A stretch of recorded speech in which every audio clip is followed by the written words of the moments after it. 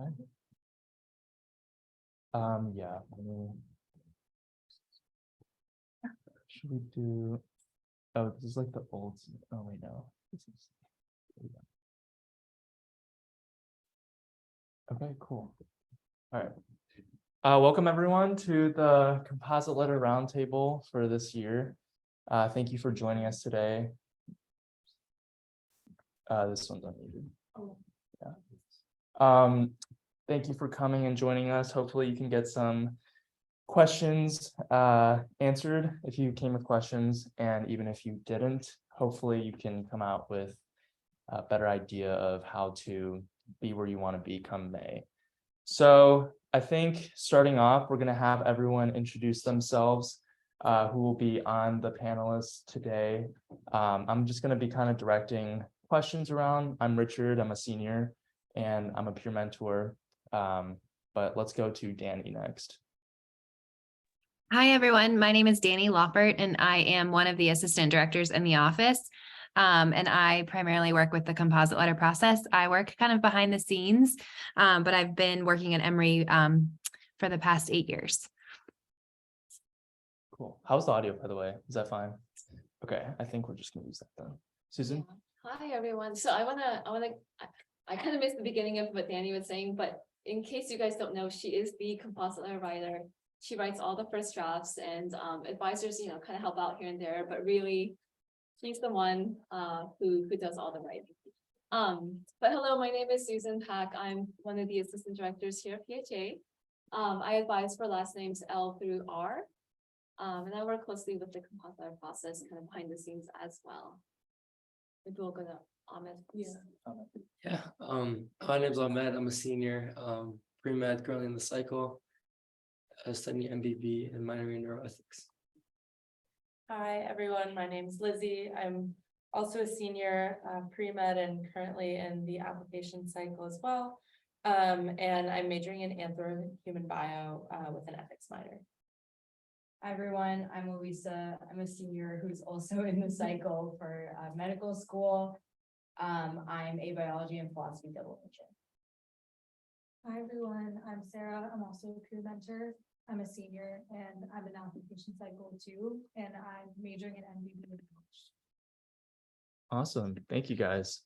So maybe to start off, just kind of turning it to Danny, if you want to talk a little bit about how this year's application cycle is kind of a bit different, how we kind of streamline the composite letter process, and I guess what that means for this year's applicants. Yeah, so I think when we put together the application for the composite letter, we try really hard to make it intentional for you and that it'll be helpful for you. So the application itself is very similar to what the centralized application service applications are going to look like. So applying for the composite letter will help you prepare to apply for the actual application process starting in the spring. So we joke that students are not very happy with us when they have to submit their application in January, but then they're very well prepared and happy in May when they have the materials that they used to submit their composite letter application to use to put together their centralized application service application. So basically the composite letter application is going to ask you for some basic kind of demographic information. So who you are, what you're majoring in, where you're from. And then also we ask for an activities log. So you can think of that kind of like a resume where we're looking for 15 experiences throughout your college experience. And they could be academic experiences. They could be community service, clinical research, other sorts of activities, whether it's sports or a job or something that doesn't fall in those categories. So 15 experiences that we ask you to kind of list in a bullet sort of list within the application. And then you provide a little description, the number of hours, the dates that you experienced those experiences. And then we also have a set of essays. And so the essay questions, really speak to who you are and what your activities are and what you've learned from those activities that will make you a successful healthcare professional. So the essays are kind of your opportunity to elaborate on your experiences and tell us who you are, why you're interested in a career in medicine, and why it's a good fit for you, or dentistry or podiatry. While I do write the composite letters, it's not a recommendation letter. I'm not like advocating that, I strongly recommend you for this. It's really a letter that is based on what you submit in your application. And the composite letter really tells your story. So your letter is going to look different than the student sitting next to you because it's based on you and your experiences. And so really kind of putting the time into the application as much as you would put the time into your actual application to your healthcare professional programs is really important because the actual composite letter is really that reflection of what you submit to us. The medical schools kind of like composite letters because they are very objective and they also sort of holistically put you into context relative to your Emory peers. So we elaborate on Emory experiences and kind of tell your story. So an example of that would be if you are a sophomore advisor.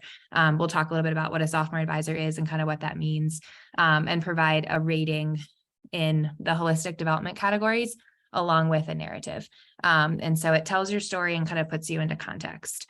While the application does look a little bit different this year, probably most of you in this room might not know what the differences are because you might not have applied last year. But we have tried really hard to make it a little bit more streamlined and a little bit more efficient on your end and on our end as well. We work every year to really make the process both helpful for you and for us to really put together your composite letter. So overall, the composite letter takes into consideration your application that you'll submit to us, which is kind of what we're here to talk about today, your letters of recommendation, your interview with our office, along with a review from our office. So while I write the letter, our whole team and office, reviews everything and puts it all together. So yeah, that's a little bit about what a composite letter is and what we're looking for. So yeah. Awesome. Sorry, to add one thing. So Yeah. you asked for a lot of information to come to us at PHA for this application process in order to get a composite letter. The information that you give to us is not shared Right. to the schools, right? We use that internally to make your composite letter, and what's sent to the school is just that finished product of the composite letter. And sometimes I get questions about oh, I have this new experience or I had some experience that I forgot to add into the composite letter application. It's okay for things not to match exactly, right? Our accounts, if there are things that don't match up exactly, it's truly okay. We are just trying to summarize what you give to us into this composite letter, and that is the only thing that's sent to schools, not your activities, not your headshot, not your transcripts.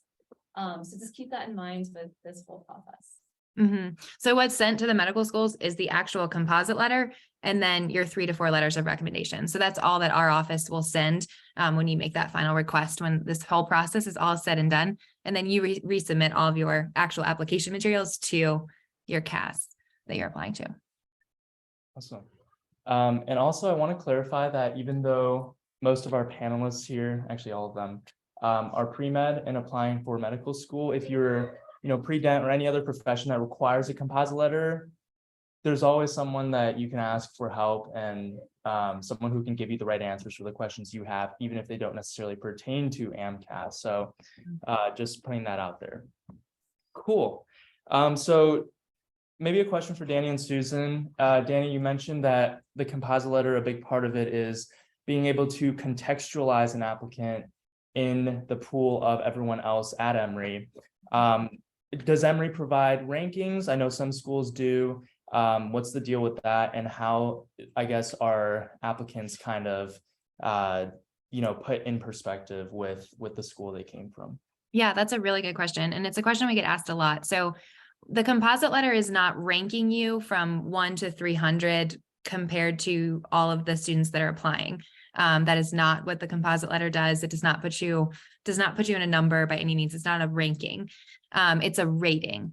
And so we take each of those we take each of those holistic development categories that you've heard our office talk about for years, from academic accomplishment, community service, clinical. And we look at your experiences that you have in those areas, and we rate your experiences from minimal to exceptional in those categories. But not only do we provide the rating, but we also provide a narrative. So we talk about what you did, what you learned, most importantly, from those experiences, and what skills you have developed from your community service and your leadership experiences that will make you a successful healthcare professional, and kind of what you can bring to the table. So it really tells your story and provides a rating from minimal to exceptional and kind of what you've accomplished within that category. Yeah, and I know that sometimes when you hear the word rating, that might bring up a lot of feelings or questions about what exactly are they rating me on, or how, we do have a rubric that we use just to stay objective, and we share that rubric to the school, and so they're able to kind of see, when someone falls into a certain rating, what does that actually mean? I wouldn't worry too much about that, and I know this probably easier said than done. But the schools really know that this is a snapshot, and it's not the whole story about who you are. You are still going to be applying to AMCAS, OCOMIS, ADSAS, whichever application service you're going to be applying to. You're going to be telling them exactly what experiences and activities you've been involved in. So you're really giving them that full story and that full picture. We're just trying to give a snapshot summary based on a rubric to kind of put you in context with other students. But really that holistic picture is really what the schools are using to make admissions decisions. Just because we have something in our letter doesn't mean that they're only looking at that factor alone. Does that make sense? And so if you feel that you are competitive, don't worry about where you land in certain ratings. I think that, there might be certain reasons why maybe you're not able to volunteer as much because you need to make money, right? Maybe that's a fact of life. And so schools are looking at all the different factors, and not just looking at, oh, does this every student rank this, and this? They're really looking at you holistically. Okay. Are we taking questions in between, or just? Yeah, definitely. We can work in some questions just off that. Yeah.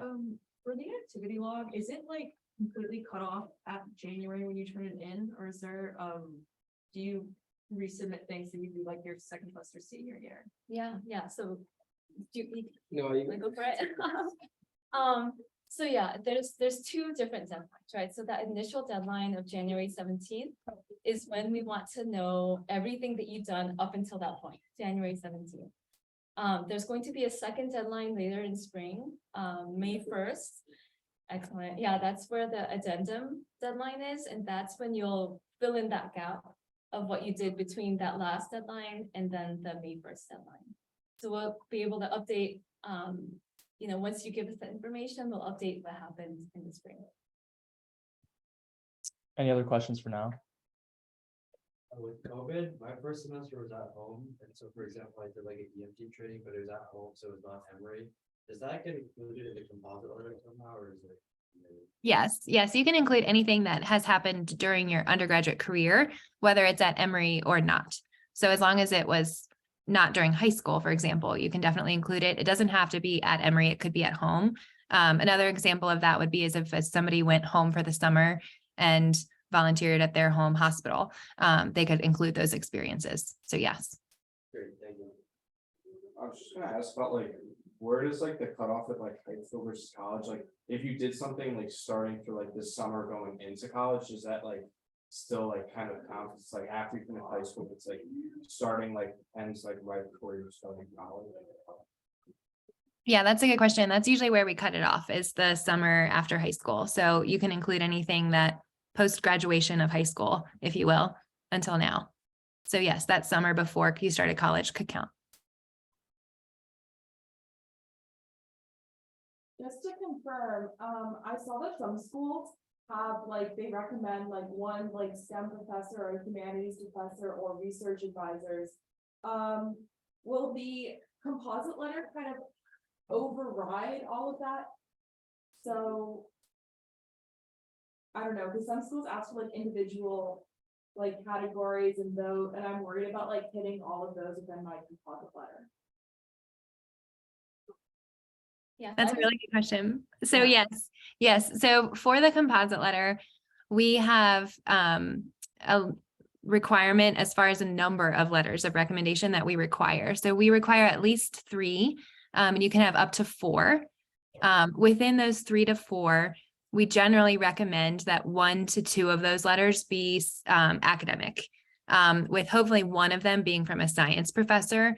And one could be also from a science professor or just a general humanities faculty member as well is fine too. So 2 academic, and then your other 1 to 2 could be from a mentor, a supervisor, a coach, somebody who maybe you worked with in a research lab, your research mentor.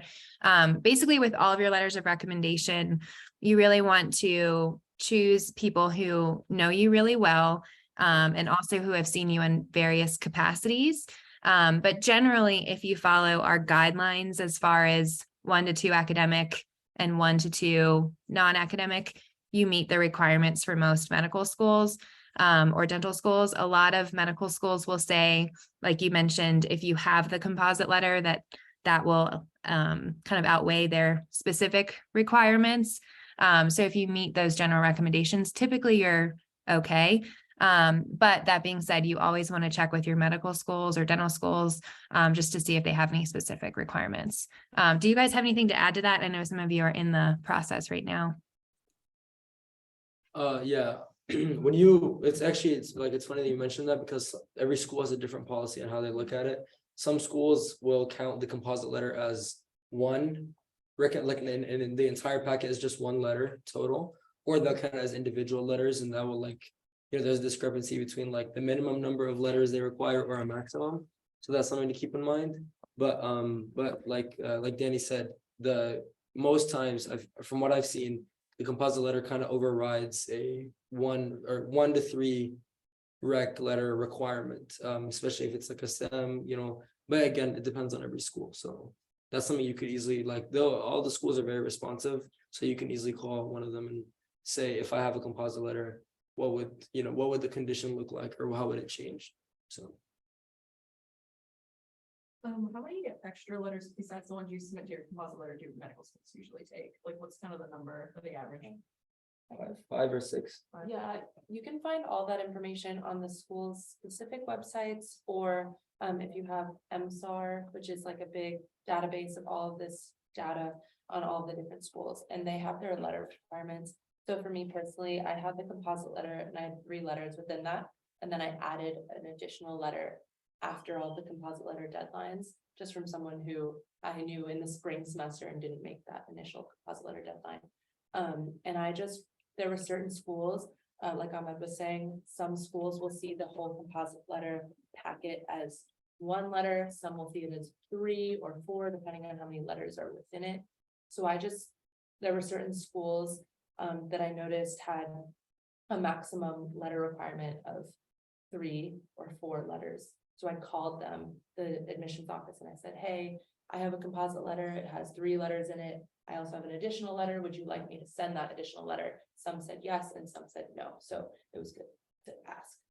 But usually schools may have like a maximum of 10. So you can send a lot of letters if you want.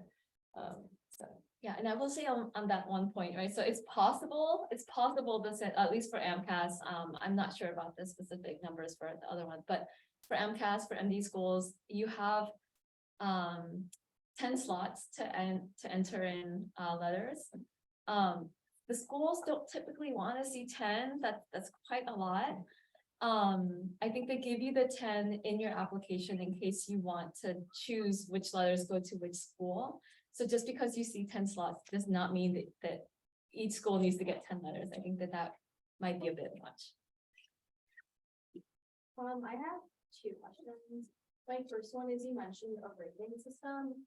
If PHA genuinely believes that you aren't quote unquote competitive, or like your ratings aren't looking too hot, like, I don't know, would they tell you, like, would you get rejected? Like, how does that work?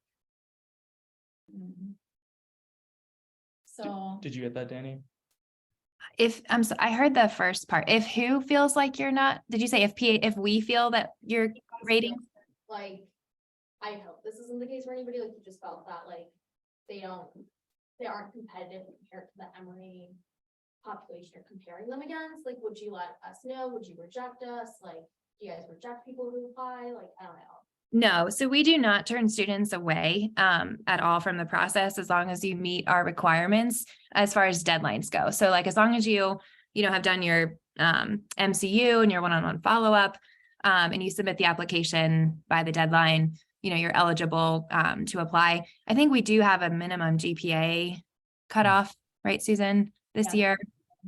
Yeah, so as long as you meet that. And yes, if we see that you are like very minimal in like, if you have like 0 clinical hours, we might reach out to you to discuss that. But we don't reject anybody or turn anybody away. We're not going to like kick you out of the process unless you don't meet a deadline. But we might reach out and talk to you if we, feel like you might need more clinical experience or more time. But we don't have like a formal process for that. We don't turn students away from the process. Yeah, and I would say that our philosophy is maybe a little bit more collaborative. That's why I was trying to think framing of your question a little bit, but we would want to have that conversation with you. I think like that if there are things that seem really glaring that would really hurt your chances, we would probably reach out. But we really welcome you guys to also meet with us and ask the question and kind of get our take on things too. To see if there are any of those like weak areas that we think you could be more competitive with more experience under your belt. And I think too, for students, when they go through the process and like put everything on paper, sometimes you yourself, as you're working on that, might think like, maybe I need more of X experience to be able to answer this essay question. And like Susan said, that would be a really good chance for you to maybe meet with us and talk about it a little bit more, just to kind of see how you're feeling in that category. But yeah. And then my other question was like, what are situations in which a composite letter is just not advantageous to you? Yeah, so Danny, did you hear the question? Yeah. So I can start and then Danny, you can needed. So what we say is that if you feel like in your gap years, if you're planning to take 2 or more gap years and you're planning to get a lot more experience under your belt to be more competitive in the future, that might be a good reason not to get a composite letter, because what the composite letter will do is give a snapshot of your candidacy right after undergraduate, right after your undergraduate years, right? So right after senior year, we're going to make that snapshot. If that's not if you're still in progress and you don't want to show that snapshot to schools, that might be a good reason to wait, because you just want to be, have that in progress stage and then show them the finished product rather than show them while you're still in progress. Danny, would you add anything to that? Yeah, I would agree with that. We had this question in the Am I Ready session we did a couple weeks ago too. And I think students who we call them like career changers. So if you decided you are interested in a healthcare profession, like in your junior or senior year, and you had not, like Susan mentioned, like been thinking about things like holistic development at all, and so you don't have any experiences in those categories, in that instance, a composite letter might not be the best fit for you. But that I would go along with what Susan said as well. Can I ask a follow-up question? Sorry, but I'm just asking a lot. If you have like a gap year plan, like how does that work? Like I'm taking a gap year and I'm planning on doing something with that. Like how do you like tell them at schools like what you're doing application process begins in May? Yeah, good question. Do you you can start off. So I am also taking a gap year. From what it sounds like from other people applying, and I've been at least like checking in with my brother a lot recently. Medical schools, almost all of them, their secondary applications will include an essay asking you, what are you doing during your gap year? And it's obviously optional for those who are taking a gap year, but that's going to be really the extent to which they'll know about what you're doing. They will also most likely ask about it in interviews should you be should you advance to that level. where you can actually tell them about what you're doing. But ultimately, what it sounds like is, we're applying for this application in the start of June, and by that time, like very few people have even started their gap year activities. And so ultimately, it really is a synopsis about what I'm kind of planning on doing and how I think it'll affect me. But with the time that we are submitting our application, it's going to be hard to really take a lot more than that from that activity. Just to add on, another avenue for like telling schools about what you did. I mean, for me, it was like during my senior year and that summer I was applying to. Some schools will accept update letters, not every school will. So you just have to check with their office or online, just do a little background research. But if that's applicable to the school, you can also send an update letter a little bit later in the process with just an update on what you're doing. Also, when you are filling out the activity section, if it's something that you'll be continuing to do, perhaps like maybe you started to, you're working in a lab now, junior, senior year, you're going to continue that into your gap year, you'll be able to, jot that down in the activity section with your current completed hours, but then also your anticipated hours or projected hours. So that could also be a way of saying, I've only done a little bit, this year, but next year I'll be working full time, and you can kind of give like a, projected hours. And then later on, if you do want to send an update, you can kind of like, hey, I've actually projected I was going to do this much, and so far I've completed this much of it. I've been able to, do XYZ project in that time. And so, yeah. Okay, I'm gonna just have people hold on to their questions for now, and I want to turn the attention to our panelists and hear a little bit more from their personal experience. So my question to each of you is, looking back, how do you think the composite letter helped you for the application cycle? What kind of role did it play for you? And what are some things that you wish you would have done differently if you were in your shoes a year ago? So we'll start with Ahmed. I think the big thing with the composite letter is that it's a wake up call, or like a kick up your behind. How do you say it? That's what it is. It's essentially like maybe for people that are kind of like procrastinating, or they'll think they're gonna start something maybe towards the end. That's how the position I was in. And had it not been for the composite letter, I don't think I would have started to think about how to even write essays or talk about my experiences until May. So, and then when I got to May, I was like, oh, thank God I have, some rough drafts of like not so great writing, but now I can like see what I was trying to say. And it's like a trial run for application season. I think that's like the biggest thing. For the second question of what I would have done is probably start your personal statement as early as possible. The way my application cycle was, like, I took the MCAT late March and started writing right after that. So it was like I had like less than 2 months of writing, and not having enough like people to look at it and things like that was maybe something I would have changed.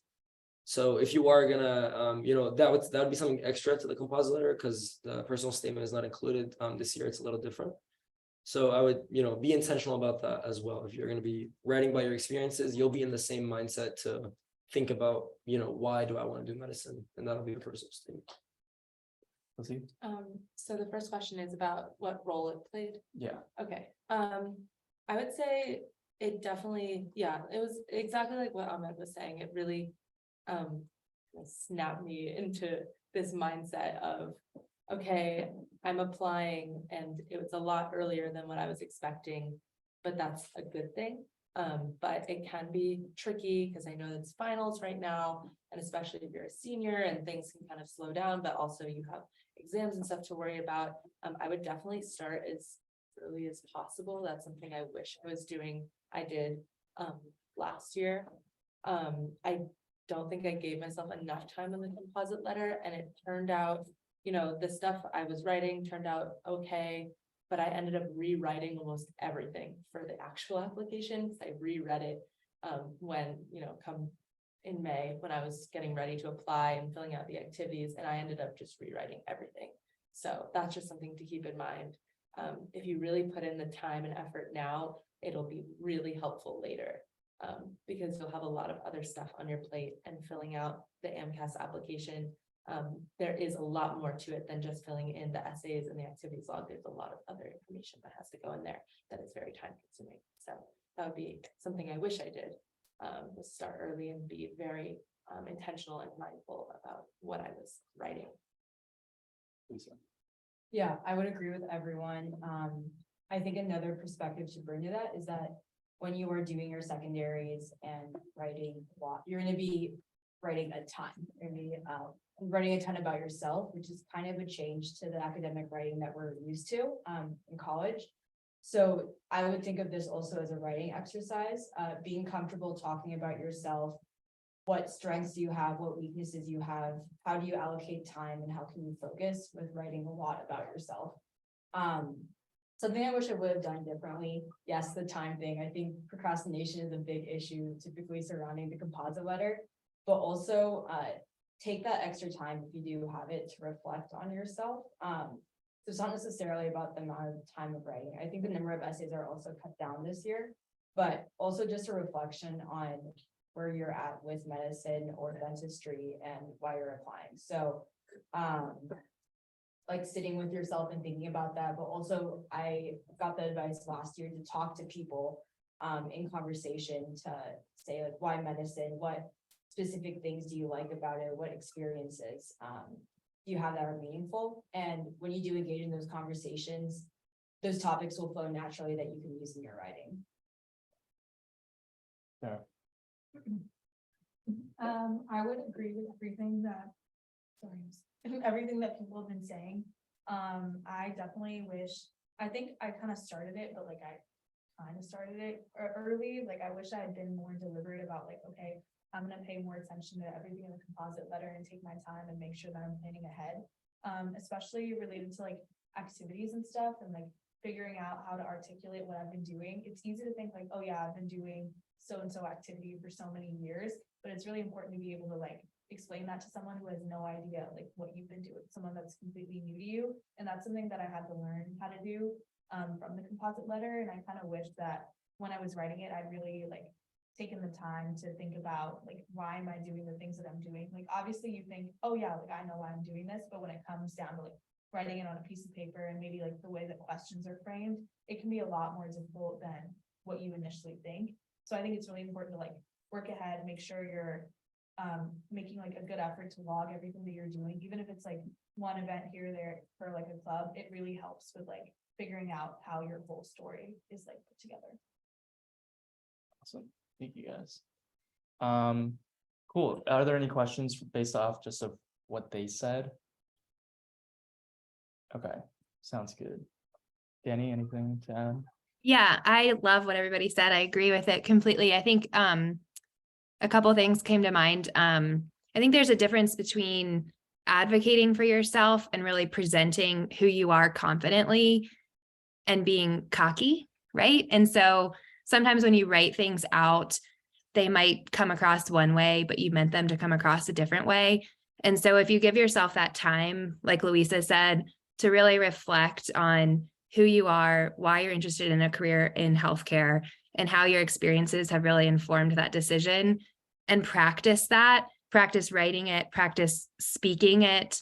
And also, I think it's always helpful to have other people review your essays and read them and make sure that what you're trying to say is coming across accurately. I think that can really be helpful because like I said, sometimes things can come across differently. And so give yourself the time to, number one, reflect on all of your experiences, and number two, to have the time to practice your essays, edit your essays, and have other people review them too.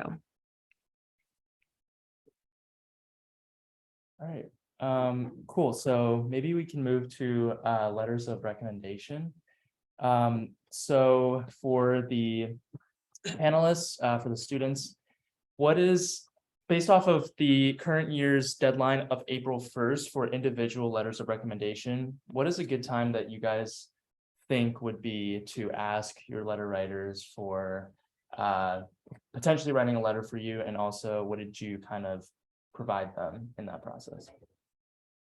Yeah, I would say minimum, asked before by 2 months, so I was asking in January. And always like say that it's the deadline is earlier than that. I didn't actually, I think ours was April 15th. Mhm. But I actually said it was like due April 1st or something to give them like. I mean, and they're gonna check anyways, but like they know, like they understand why. So I think mid January, for a deadline of April 1st. And when at that time I was giving them maybe just like a resume or a CV. Unfortunately, oh, I also sent my composite letter essays. Yes. So always use that as a way to, because you have, it's like words on paper of why you want to do medicine. And unless you have a personal statement written by then, you're not gonna have something that's gonna like really showcase that to someone who's like writing a rec letter for you. So I'd say those are the two biggest things. And just follow up with them. If it's someone you haven't like really connected with in a while, maybe get together, lunch, coffee, something like that, and see what's up with them. And before we move on to the next person, I do want to say that this is one change that was different from last year. And so I think last year we didn't have a set deadline. We did kind of have a set deadline actually, but this year, for anyone in this current composite letter cycle process, you have to have those conversations by January 17th because you have to enter in the names of your recommenders so that you can even submit. So you, that kind of takes the guesswork out of when to ask for that letter. You'll have to do it sometime between now and January 17th. Okay, so once you have those agreements and people are like, yeah, I'll write you a letter, that's when you can go to the composite letter application, enter their information in, and they will get an email. Okay. But yeah, I would love to hear more about like how you guys ask them those things. Yeah, I can speak on this a little bit. So, when I asked for letters of recommendation, unless it was impossible to reach them in person, I always tried to have an in-person meeting, which I know can be a little awkward to ask, but I think that would be, for me, that was best. And I always made sure to ask if they could write me a positive letter of recommendation. That was something I felt I just needed to clarify and make sure that I was articulating that to them. And then all of my letter writers asked me for a CV and also kind of a why medicine, why healthcare sort of statement. But with our process, I had some drafts of personal statements by the time that they were writing the letter. So I just sent them those.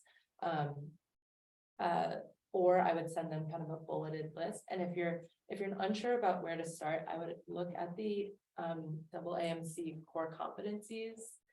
There's like the PDF online, and they have some like physical competencies and then academic competencies, but also more personality based competencies like cultural humility or empathy and stuff like that. And so using those qualities that med schools are looking for to kind of build, if you're unsure about where to start, could be a good spot to look. Yeah, I was also asked for a CV and like a draft of a personal statement. Another tip with letter writers, I always ask them to send them, or they always sent me an email once they've submitted it, just confirming that they have submitted it. I know, so we submit letters of recommendation through Emory's system. So I think one person had trouble submitting it or didn't really understand how to do it. So just by having them send that confirmation, like it made sure that everything was through to Emory's system, because you don't want that to be a problem on the last day or something further along with that.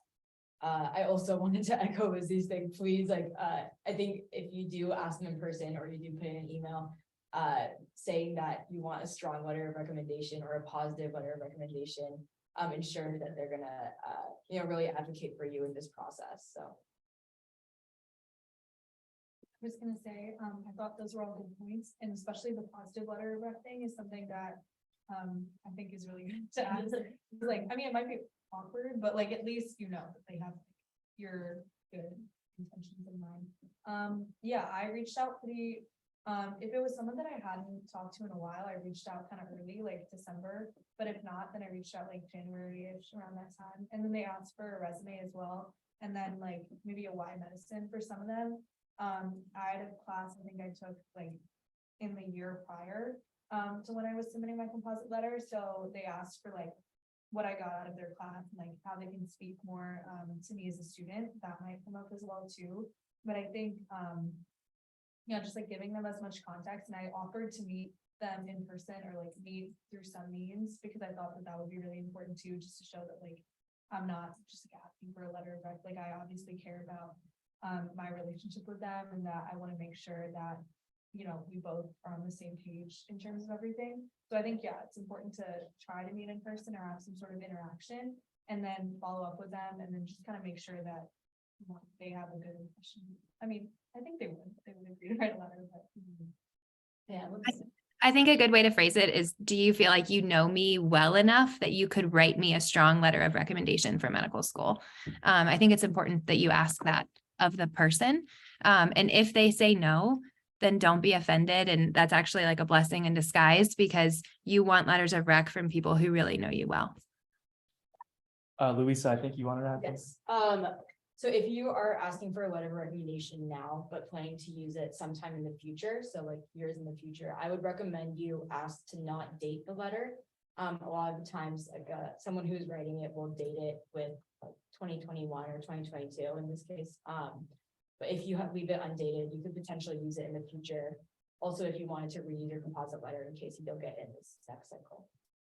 So one point on that it is a good point, but I will say for our process, we do ask for the date. So if they could write the draft, no, but it's good though, because if they could write the draft while you're fresh on their mind and they remember who you are, and then leave it undated and save that draft, and then when it's time to apply, just stick a date on there, that would be just fine for our process. Ahmed? Yeah, how does the PHA letterhead, how does that work? Do professors or maybe doctors, whoever it is that you're sending getting letters from, Yeah. do they come with their own individual letterheads, or does Emory provide its own? Yeah, great question. We don't provide them letterhead. They provide it based on, the department they're from, or their affiliation, organization, wherever they're from. They kind of bring their own letterhead, and that's something that we try our very best to look out for, because the med schools Really need it. Yeah, sometimes they'll come back and say, hey, there's no letterhead on this. And so we try to check for that on the front end as they come in. Cool. Let's get some questions. So for the letters, when we submit the names of our recommenders, does Emory send them something like some sort of like instructions on how the letter should look, the format or whatever it is, and are we responsible for contacting our recommenders and letting them know this has to be like this, we should have a, I don't know, like if this is this person's first time writing letter, depending who it is, like what they need to do. It's a great question. So they do get a blurb when we give them their personalized upload link. There's a blurb on top too, saying who it's for, what the purpose is for. If they have any questions, if they are maybe a first-time letter writer and they're not really sure the format, they are welcome to reach out to our office and we'd be happy to help them. We do also link a document from the AAMC about how to write a strong letter of recommendation. So kind of like guidelines for the letter writers. So they have some direction in terms of how to speak on maybe a candidate's strengths and things like that. But yeah, if they need more, if they want more beyond that, they are more than welcome to reach out to us. So, okay, and, so if they submit the letter and there's any issue with it, would you let us know? Yeah, usually we reach out directly to the letter writer and let, kind of just try to fix it on our end. If we run into, things where we can't really resolve it on our own, we'll try to maybe reach out to you to see if you can also reach out to them. But yeah, we try to keep you guys in the loop about it if we need to. But you're welcome again to ask questions if something doesn't seem right for some reason. And just as a follow-up to that, we reach out to the letter writer if there's like an error in the letter, like there's no letterhead or they don't have your name correct or something like that. But as far as the content of the letter, we do not reach out to them and have them change that. Legally, we can't do that. So if we're asking like a rec letter from a professor that teaches like a large class, is it okay to like at the end of the class go to them out of the blue, or is it recommended that we first email them to set up like a, I guess, a meeting time, or at least tell them that, you know, we're gonna speak to them after class, or is it just like something that we can just, out of the blue, just go out and after class and ask them? Maybe, is this a professor that you attend like office hours with? Is there another way of meeting them rather than like, you know, the hurry of after class? I'm in LA for his class, and I took him like last semester as well. But I don't think the LAs are meeting like, at the end of this semester or anything. Like I don't think there's any future like office hours or anything. I mean, I could try like next semester, but I was trying to get that. Before, Yeah, because I already asked my 2 other ones. I wanted to get that third one done. I would probably set up an appointment or Yeah, something. it's really whatever, there's no strict guidelines, it's whatever, use your judgment and whatever feels the most appropriate to you. So if you know if they have time after class, that could be fine, or you can email, it's really like up to you. Okay. But just, I guess whatever feels most appropriate, also professional. Okay, thank you. I have a question kind of about like the in-person versus emailing. My worry about in-person is that I don't wanna like kind of corner them, if that makes sense, into like, if they don't feel like they could write me a strong letter, so is there a way, like, is it okay to email? How would you go? I actually emailed like, I think all of mine. Yeah. But first you kind of like get it into their heads, like subliminally. So like you'll talk to them and say, oh, I'm applying, I'm Yeah. this. And then if they kind of like offer, you'll be like, oh, okay, great. I'll send you an email with all the details. And then you can like officially ask them through the email. So that way it's like they're offering and you're not asking. And then you're just like accepting the offer. So you just have to like, or for some that like you haven't, like maybe you've like, you're not as like personal, like maybe they can speak to you like on a very like academic level, they know you know, like maybe not as much as like a personal level. I would go email, so that way, like you say, you don't corner them, you give them like, you know, a small little blurb of like, I'm interested in this. You know, I really enjoyed your class for XYZ reason. I think you would be able to help me, you know, in this way because of 1, 2, 3. You know, is there a possibility you could like, you know, advocate for me or encourage me or whatever the word they said, positive rec, yeah. And from there, so they don't have to all be like immediately in person, especially if it's like, it's a little weird to ask like, do you wanna? Yeah. You got me, you're gonna, it's all right, yeah. Do you want? So just to make sure, January 17th is the composite letter application deadline. And then for that, related to recommendation letters, we just need to submit the names. And then we just need the recommendation letters from the people by like whenever we're applying.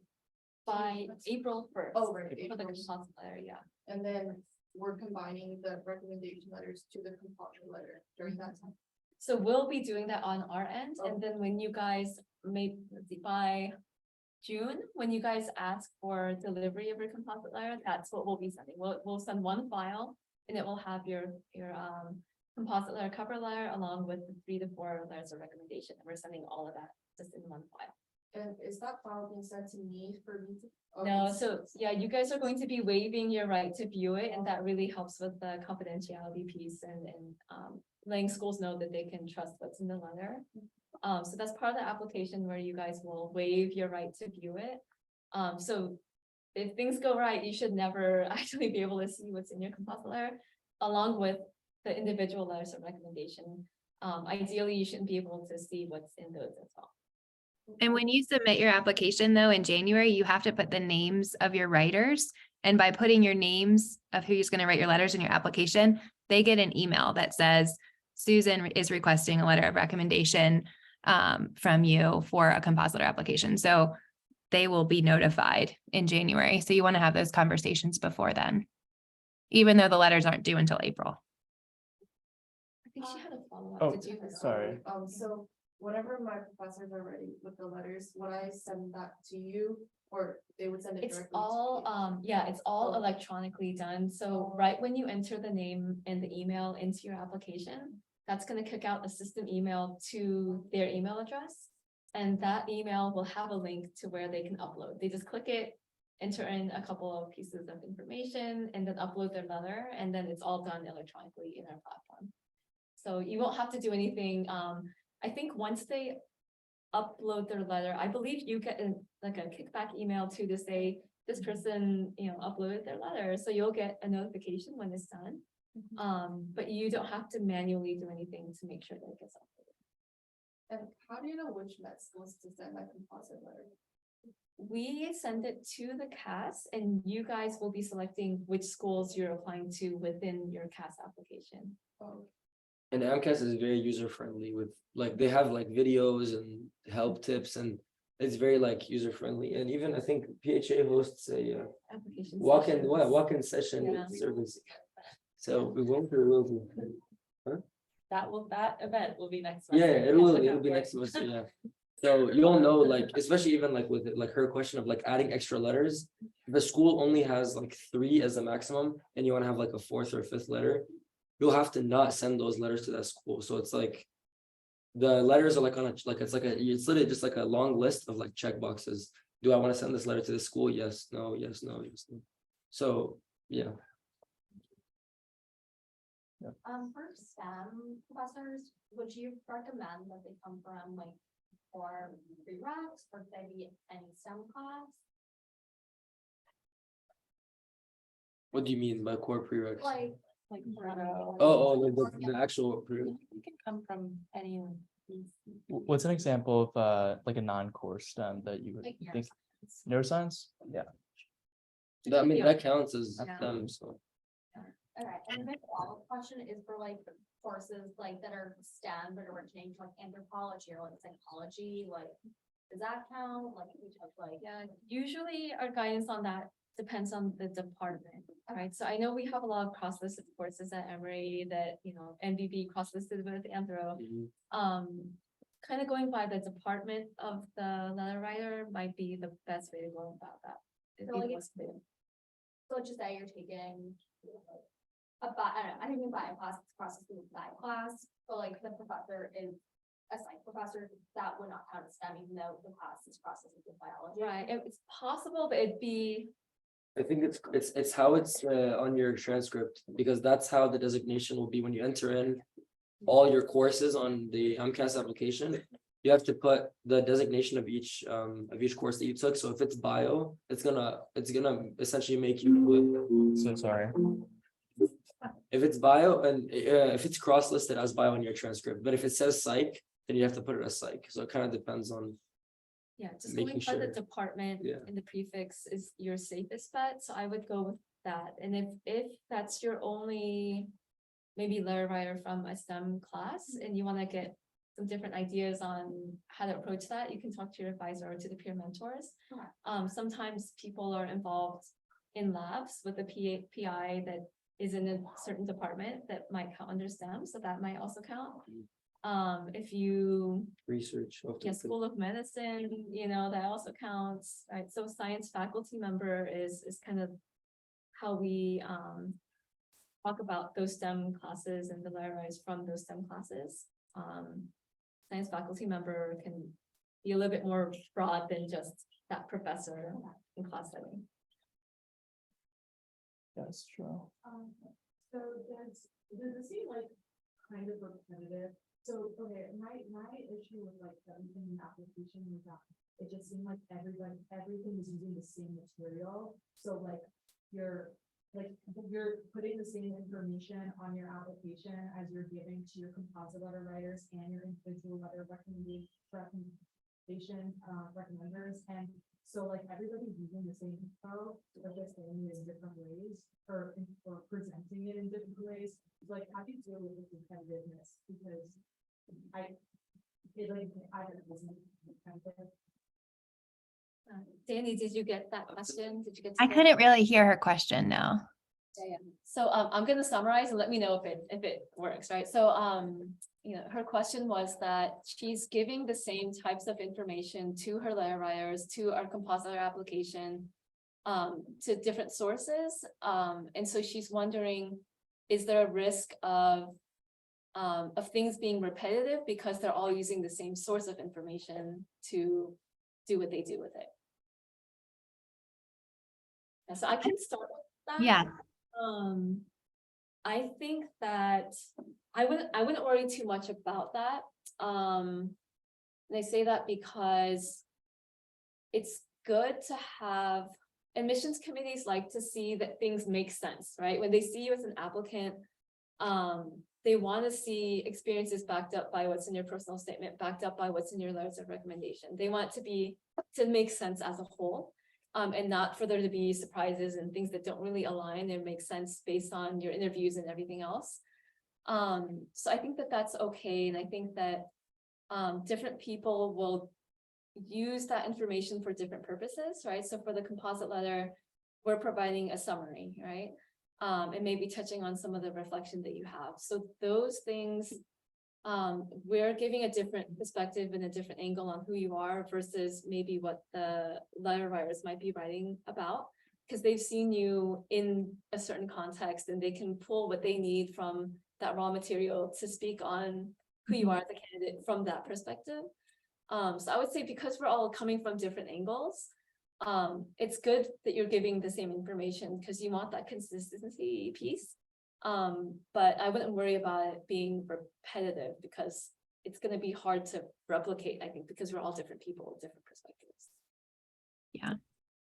Yeah, I think just for the, I was just gonna, one last Yeah. thing. When, also when you tell your professor, whoever it is that you're writing your rec for you, you can tell them to kind of like focus on certain areas. And that way, like, it's not really repetitive because, you know, your PI is probably gonna be the best person to talk about your, you know, scientific inquiry and all these different like skills that maybe another person wouldn't be able to write about as much. So I think if you kind of like try to like give a couple of things so that each professor or like each rec letter could like focus on, that'll also minimize any repetitive Yeah. things. Awesome. I think just for the sake of time, I think we'll close out, but we'll be around to ask questions. So just one last thing to ask Danny and Susan, with all the composite letter applications you've seen over the years, what is one thing that you think students really need to work on or really have the opportunity to shine, but they just don't execute it?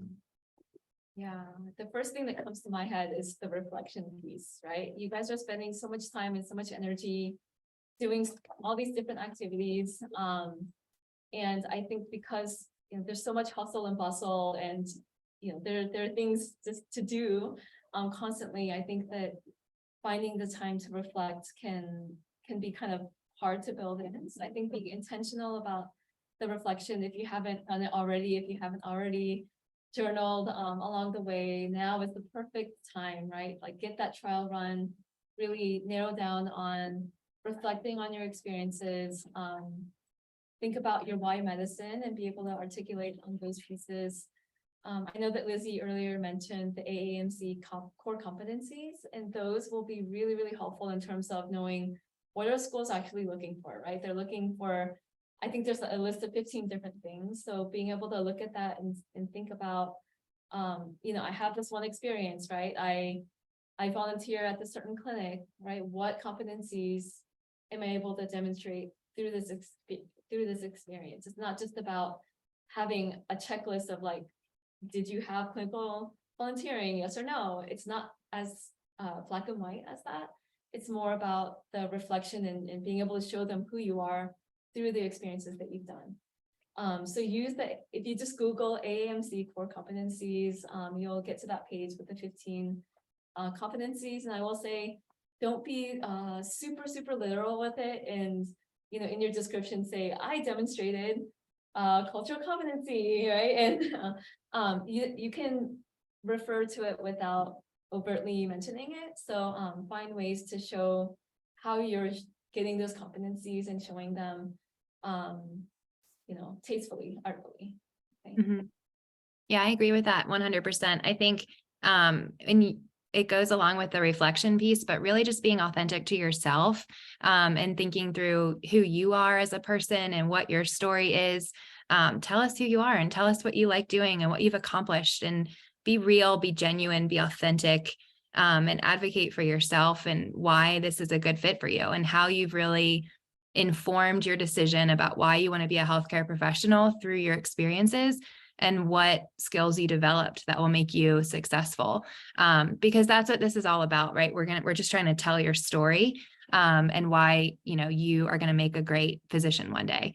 And I think too, I just wanted to clarify as well that while I write the initial draft of the composite letter, it is 100% very much a very collaborative process. And we have a lot of checks and balances throughout the process. We meet weekly starting in January, reviewing applications as a committee, and we are reviewing your applications as a team. And then when that draft is written, it then goes to Susan, and then it goes to Kim, and then it goes to other members of our team. And so I don't want anyone to feel like, it's a very subjective process, because it's not. We have a lot of checks and balances in place to make it as objective as possible. And it's also collaborative. So we're looking at a lot of different things to put together that composite letter, from number one being your application, which is the most important part. And then also your letters of recommendation. We have a faculty committee that reviews everything. We also have a team of healthcare professionals who are going to be looking at it. So it is very much a collaborative process. So take this seriously, because this is like the first step in the application process, and it is going to be going, to the medical schools. So give yourself the time to reflect and really think through your essays and your application and your materials, and treat it like a professional process, because you're now a professional applicant. Thanks, Danny. All right, that'll conclude this event, but we will stick around for any questions. But thank you guys for coming, and best of luck. Happy holidays. Good luck.